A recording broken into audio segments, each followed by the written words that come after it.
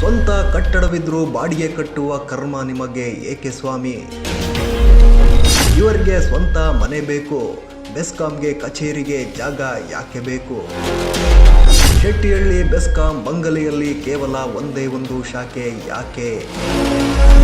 ಬೃಹತ್ ಬೆಸ್ಕಾಂ ಕಟ್ಟಡದಲ್ಲಿ ಪುಟ್ಟ ಶೆಟ್ಟಿಹಳ್ಳಿ ಕಾರ್ಯಪಾಲನಾ ಘಟಕ. ಹಿರಿಯ ಅಧಿಕಾರಿಗಳೇ, ಕಣ್ಣು ತೆರೆದು ನೋಡಿ, ಇಲ್ಲೊಂದು ಸ್ಥಳವಿದೆ.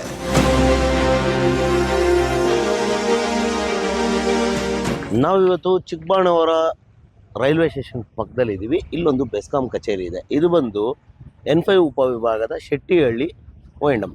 ಈ ಓಎಂಡಮ್ಮು ಸುಮಾರು 100 ಅಡಿಗಳಷ್ಟು ಉದ್ದ, ಒಂದು 50 ಅಡಿಗಳಷ್ಟು ಅಗಲದ ಒಂದು ಸ್ವಂತ ಕಚೇರಿ, ಸ್ವಂತ ಕಟ್ಟಡ. ಇವರದೇ ಬೆಸ್ಕಾಮಿನದೇ ಒಂದು ಅಸೆಟ್ಸ್.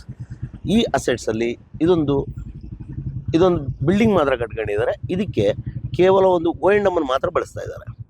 ಇವತ್ತು N9 ಅಂದರೆ ಇಲ್ಲಿ ಕೂಗಳತೆ ದೂರದಲ್ಲಿರುವಂತಹ N9 ಉಪವಿಭಾಗಕ್ಕೆ ಸ್ವಂತ ಕಟ್ಟಡ ಇಲ್ಲ, ಸ್ವಂತ ಕಚೇರಿ ಇಲ್ಲ. ಅದಕ್ಕೆ ಸುಮಾರು 1 ರಿಂದ 1.5ವರೆಗೂ ಬಾಡಿಗೆ ಕಟ್ಟಿ ಒಂದು ಕಚೇರಿ ನಡೆಸ್ತಾ ಇದ್ದಾರೆ. ಅಂದರೆ 3 ಫ್ಲೋರ್ಗಳ ಒಂದು ಕಚೇರಿನ 1 ರಿಂದ 2 ಲಕ್ಷ ರೂಪಾಯಿ ಇರ್ಬೋದು ಅನಿಸುತ್ತೆ ಆ ಕಚೇರಿ ಮತ್ತು ಆ ಇರೋ ಜಾಗಕ್ಕೆ. ಸ್ವಂತ ಕಚೇರಿ, ಸ್ವಂತ ಕಟ್ಟಡ, ಇದನ್ನೇ ಒಂದು ಸ್ವಂತ ಸಬ್ ಡಿವಿಷನ್ ಮಾಡ್ಕೋಬೋದು. ಯಾಕೆ N5 ಉಪವಿಭಾಗದ ವ್ಯಾಪ್ತಿಯಲ್ಲಿ N9 ಇರಬಾರ್ದು ಅಂತ ಏನಾದ್ರು ರೂಲ್ ಇದೆಯಾ? ಏನಿಲ್ವಲ್ಲ. ಇದನ್ನೊಂದು ಸಬ್ ಡಿವಿಷನ್ ಆಗಿ ಪರಿವರ್ತಿಸಿ ಕೆಳಗಡೆ ಬೇಕಾದಷ್ಟು ಜಾಗ ಇದೆ, ತೋರಿಸ್ತೀನಿ ನಿಮಗೆ ಎಷ್ಟು ಜಾಗ ಇದೆ, ಇಲ್ಲಿ ಇದನ್ನ ಎಷ್ಟು ಯೂಟಿಲೈಸ್ ಮಾಡ್ಕೋಬೋದು. ಯಾಕೆ ಯೂಟಿಲೈಸ್ ಮಾಡ್ಕೊಳ್ಳಲ್ಲ?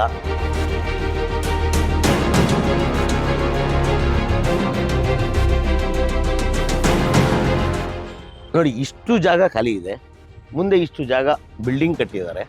ಇಷ್ಟು ಜಾಗ ಇಟ್ಕೊಂಡು ಇದನ್ನು ಯಾಕೆ ಪರಿಪೂರ್ಣವಾಗಿ ಉಪಯೋಗಿಸ್ಕೊಳ್ಳಲ್ಲ? ಆರಾಮಾಗಿ ಉಪಯೋಗಿಸ್ಬೋದು. ಇಲ್ಲೊಂದು ಸಬ್ ಡಿವಿಷನ್ನ ಆರಾಮಾಗಿ ನಿರ್ಮಾಣ ಮಾಡ್ಬೋದು. ಇದ್ರ ಮೇಲ್ಗಡೆ ಇನ್ನೂ ಕಟ್ಟಡ ಕಟ್ಕೊಂಡ್ರೆ ಇವ್ರಿಗೆ ಬೇಕಾದಷ್ಟು ರೂಮ್ಗಳ ಫೆಸಿಲಿಟಿ ಸಿಗುತ್ತೆ. ಕೆಳಗಡೆ ಓಎಂಡಮ್ ಮಾಡ್ಕೋಬೋದು. ನೋಡಿ, ಇಲ್ಲಿ ಇಷ್ಟೆಲ್ಲ ಜಾಗ ಇದೆ. ಇಷ್ಟು ಜಾಗದಲ್ಲಿ ಆರಾಮಾಗಿ ಒಂದು ಓಎಂಡಮ್ ಮಾಡ್ಕೋಬೋದು. ಇವ್ರಿಗೆ ಬೇಕಾದಂಥ ಸ್ಟೋರ್ ಮೆಟೀರಿಯಲ್ಸ್ನ ಇಟ್ಕೋಬೋದು, ವ್ಯಾನ್ ನಿಲ್ಲಿಸ್ಬೋದು, ಪ್ರತಿಯೊಂದನ್ನು ಮಾಡ್ಬೋದು.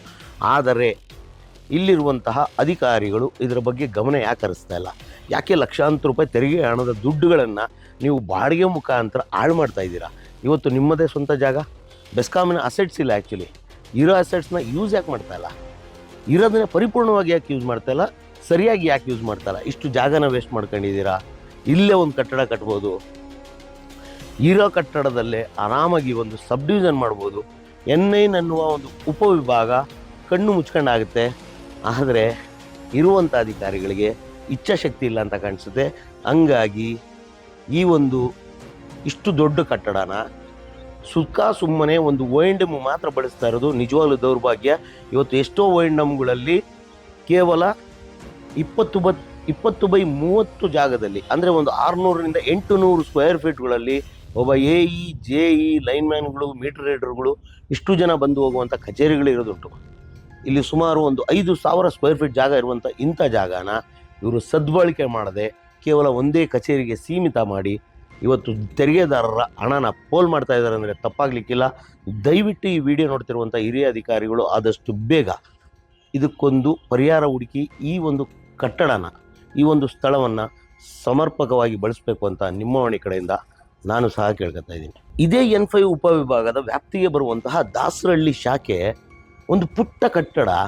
ಕಳೆದ ಬಾರಿ ತೋರಿಸಿದ್ವಿ, AEಗಳಿಲ್ಲ, JEಗಳಿಲ್ಲ, ಯಾರೂ ಇಲ್ಲ, ಖಾಲಿ ಹೊಡಿತಿರುವಂಥ ಕಟ್ಟಡ. ಅದರೊಳಗಡೆ ಒಂದು ನೇಮ್ ಪ್ಲೇಟ್ ಇಲ್ಲ, ಏನಿಲ್ಲ ಅಂತ ಹೇಳ್ಬಿಟ್ಟು ಕಳೆದ ಬಾರಿ ತೋರಿಸಿದ್ವಿ. ಅದೇ ಒಂದು ಓಎಂಡಮ್ಮು ಅಲ್ಲಿ 1,000 ರೂಪಾಯಿ ಬಾಡಿಗೆ ಕಟ್ಟಿ ಒಂದು ಜಾಗದಲ್ಲಿದ್ದಾರೆ. ಗೊತ್ತು N5 ಅಲ್ಲಿ ಇವತ್ತು ನಿಜವಾಗಲೂ N5ಗೆ ಯಾವುದೇ ರೀತಿಯಾದ ಬಾಡಿಗೆ ಕಟ್ಟಡದ ಅವಶ್ಯಕತೆ ಇಲ್ಲ. ಅಷ್ಟು ಸಮೃದ್ಧಿಯಾಗಿ N5ಗೆ ಜಾಗ ಇದೆ, ಇಲಾಖೆಯ ಜಾಗ ಇದೆ. ಈ ಬಾಡಿಗೆ ಕಾನ್ಸೆಪ್ಟೇ ತುಂಬ ರಾಂಗ್. ಯಾಕಂದರೆ ಇಲ್ಲಿ ಏನೇನು ನಿನಗೆಷ್ಟು ನನಗೆಷ್ಟು ವ್ಯವಹಾರಗಳು ನಡೀತವೆ ಅಂತ ಒಳಗಡೆ ಇರೋರಿಗೆ ಗೊತ್ತು. ಒಂದೊಂದು ಕಟ್ಟಡಕ್ಕೆ 75,000ದಿಂದ 1.5 ಲಕ್ಷ ರೂಪಾಯಿಗಳಷ್ಟು ಇವರು ಬಾಡಿಗೆಗಳನ್ನ ಕಟ್ತಾ ಇದ್ದಾರೆ. ಇವತ್ತು 18,092 ಕೋಟಿಗಳ ಸಾಲದಲ್ಲಿ ಈ ಬಾಬತ್ತು ಸಹ ಸೇರುತ್ತೆ.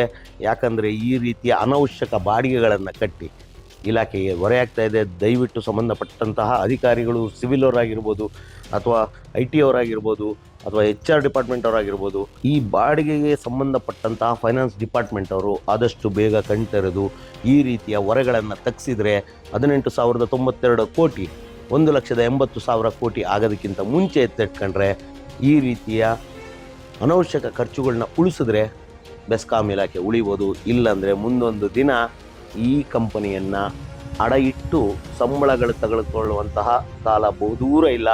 ದಯವಿಟ್ಟು ಈ ರೀತಿಯ ಜಾಗಗಳನ್ನು ಸಮರ್ಪಕವಾಗಿ ಬಳಕೆ ಮಾಡ್ಕೊಳ್ಳಿ. ಯಾಕಂದರೆ ನೋಡಿ, ಇಲ್ಲಿ ಕೆಳಗಡೆನೂ 2 ರೂಮ್ ಇದೆ, ಇಲ್ಲೂ ಆರಾಮಾಗಿ ಒಂದು ಓಎಂಡಮ್ ಮಾಡ್ಬೋದು. ಇಷ್ಟೇ ಓಎಂಡಮ್ಗಳು ಎಷ್ಟಿದೆ, ಇಷ್ಟೇ ಜಾಗದಲ್ಲಿ ಎಷ್ಟು ಓಎಂಡಮ್ಗಳಿದೆ ಇವತ್ತು ನಿಜವಾಗ್ಲೂ ನೋಡಿದ್ರೆ. ಇಷ್ಟೇ ಜಾಗ ಇರೋದು, ಇದಕ್ಕೇನು ಜಾಸ್ತಿ ಜಾಗ ಇಲ್ದಿರೋಂಥ ಓಎಂಡಮ್ಗಳು, ಇದಕ್ಕೇನು ಕಮ್ಮಿ ಇರೋಂಥ ಸ್ಥಳ ಇರುವಂತಹ ಓಎಂಡಮ್ಗಳು 100 ಇದೆ. ಅಂಥದ್ರಲ್ಲಿ ಇಷ್ಟು ದೊಡ್ಡ ಜಾಗ ಇರುವಂತಹ ಒಂದು ಜಾಗನ ಸದ್ಬಳಕೆ ಮಾಡ್ಕೊಳ್ದೆ ಇದು ಸುಮ್ಮನೆ ಯಾವುದೋ ಒಂದು ಕಚೇರಿಗೆ, ಒಂದು ಓಎಂಡಮ್ಗೆ ಸೀಮಿತ ಮಾಡಿರೋದು ನಿಜವಾಗ್ಲೂ ದೌರ್ಭಾಗ್ಯ. ಮುಂದಿನ ದಿನಗಳಲ್ಲಿ ಈ ರೀತಿಯ ಕಟ್ಟಡಗಳ ಸಮರ್ಪಕ ಬಳಕೆಯಾಗಲಿ, ಸಮರ್ಪಕವಾಗಿ ಹಣ ಉಳಿಸುವ ಒಂದು ಮಾರ್ಗನ ಹುಡುಕಿ. ಇದು ನಿಜವಾಗ್ಲೂ ದೌರ್ಭಾಗ್ಯ. ಇಷ್ಟು ದೊಡ್ಡ ಜಾಗನ ಯಾರೂ ಗುರುತಿಸದೆ, ಯಾರೂ ತಲೆ ಕೆಡಿಸ್ಕೊಳ್ದೆ ಕೇವಲ ಒಂದು ಓಎಂಡಮ್ಗೆ ಸೀಮಿತ ಮಾಡಿಟ್ಟಿರೋದು ನಿಜವಾಗಲೂ ಅನವಶ್ಯಕ. ಇಷ್ಟು ದೊಡ್ಡ ಕಚೇರಿ ಅನವಶ್ಯಕವಾಗಿದೆ. ಆದಷ್ಟು ಬೇಗ ಸಂಬಂಧಪಟ್ಟಂಥ ಅಧಿಕಾರಿಗಳು ಇದರ ಬಗ್ಗೆ ಗಮನ ಹರಿಸಿ ಇದಕ್ಕೆ ಒಂದು ಸಬ್ ಡಿವಿಷನ್ ಮಾಡುವಷ್ಟು ಜಾಗ ಇದೆ. ದಯವಿಟ್ಟು ಮುಂದಿನ ದಿನಗಳಲ್ಲಿ ಇದನ್ನು ಸಬ್ ಡಿವಿಷನ್ ಆಗಿ ಪರಿವರ್ತಿಸಿ ಕೆಳಗಡೆ ಓಎಂಡಮ್ ಆಗಿ ಬಳಸಿ 4 ಜನಕ್ಕೆ ಉಪಕಾರ ಯಾವ ರೀತಿ ಮಾಡ್ತೀರಾ ಅಂದರೆ, ನೀವು ಆದಷ್ಟು ಹತ್ತಿರ ಇದ್ದಾಗ ನಿಮಗೆ N9 ವ್ಯಾಪ್ತಿ ಬರುವಂಥದ್ದು ಹೆಚ್ಚಾಗಿ ಹಿಂದ್ಗಡೆನೆ, ಬಗಲ್ಗುಂಟೆ ಹೆಸರುಘಟ್ಟ ಮೇನ್ ರೋಡು ಜಾಸ್ತಿ ಬರುತ್ತೆ. ಆಮೇಲೆ ಈ ಕಡೆ ಹಿಂದೆ ಅದು ಸಪ್ತಗಿರಿ ಕಾಲೇಜ್ ಕಡೆ ಜಾಸ್ತಿ ಬರುತ್ತೆ. ಅದಕ್ಕೆ ಇದು ಹತ್ರ ಆಗುತ್ತೆ, ಅದಿನ್ನೂ ದೂರ ಆಗುತ್ತೆ. ಕಿರ್ಲಸ್ಕರ್ ಲೇಔಟಲ್ಲಿರುವಂತಹ ಕಚೇರಿ ನಿಜವಾಗ್ಲೂ ದೂರ ಆಗುತ್ತೆ, ಅದಕ್ಕಿಂತ ಇದು ಹತ್ರ ಆಗುತ್ತೆ. ದಯವಿಟ್ಟು ಆದಷ್ಟು ಬೇಗ N9 ಸಬ್ ಡಿವಿಷನ್ ಈ ಭಾಗಕ್ಕೆ ಬಂದರೆ, ಶೆಟ್ಟಿಹಳ್ಳಿ ಓಎಂಡಮ್ ಮೇಲ್ಗಡೆ ಒಂದು ಸಬ್ ಡಿವಿಷನ್ ಬಂದರೆ ನಿಜವಾಗ್ಲೂ ಅನುಕೂಲ ಆಗುತ್ತೆ. ಆದಷ್ಟು ಬೇಗ ಸಂಬಂಧಪಟ್ಟ ಅಧಿಕಾರಿಗಳು ಇದನ್ನು ಗಮನ ಹರಿಸಿ.